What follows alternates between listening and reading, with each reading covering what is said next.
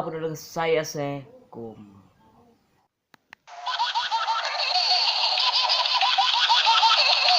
আজি এটা বিশেষ টপিকৰ ওপৰত আলোচনা কৰিম যে ভাৰতীয় ক্ৰিকেটাৰবিলাকে বেছিকৈ ইংলিছ নজনা স্বত্তেও যেতিয়া খেল শেষ হোৱাৰ পিছত সিহঁতক প্ৰশ্ন সোধে তেতিয়া কেনেকৈ বাৰু সিহঁতে ইমান সলসলীয়াকৈ ইংলিছ কয়।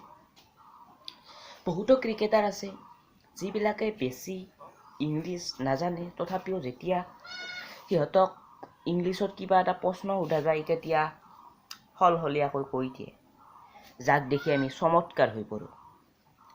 যে যেতিয়া প্ৰথমবাৰৰ বাবে মহম্মদ ছবিয়ে ইংলিছ কৈছিল তেতিয়া সকলোৱে চমৎকাৰ হৈ পৰিছিল। ঠিক তেনেদৰে আমি এই বিষয়ে আলোচনা কৰিম যে কেনেদৰে বাৰু সিহঁতে শিক্ষিত হৈ পৰে যেতিয়া শেষ হৈ যায়, মানে টিমত অংশগ্ৰহণ কৰে। বহুতো খেলুৱৈয়ে সৰু নগৰ বা চহৰৰ পৰা ভাৰতীয় টিমত অংশগ্ৰহণ কৰে, য'ত সিহঁতে ইংলিছ শিকাৰ এটা পৰিৱেশ লাভ নকৰে, তথাপিও সিহঁতে ইংলিছ জানে। সেই ক্ষেত্ৰত ইংলিছ শিকাৰ ক্ষেত্ৰত আমাৰ BCCI, যাক কোৱা হয় board of control for cricket India, সেই অনুষ্ঠানটোৱে এই কোনোবা নতুন খেলুৱৈ আহিল তেওঁ ইংলিছ শিকোৱা, বেলেগৰ প্ৰতি ব্যৱহাৰ জনোৱা সেই বিষয়ে শিকায়। সেই BCCI সেই বিষয়ে জ্ঞান লাভ কৰাত সহায় কৰে।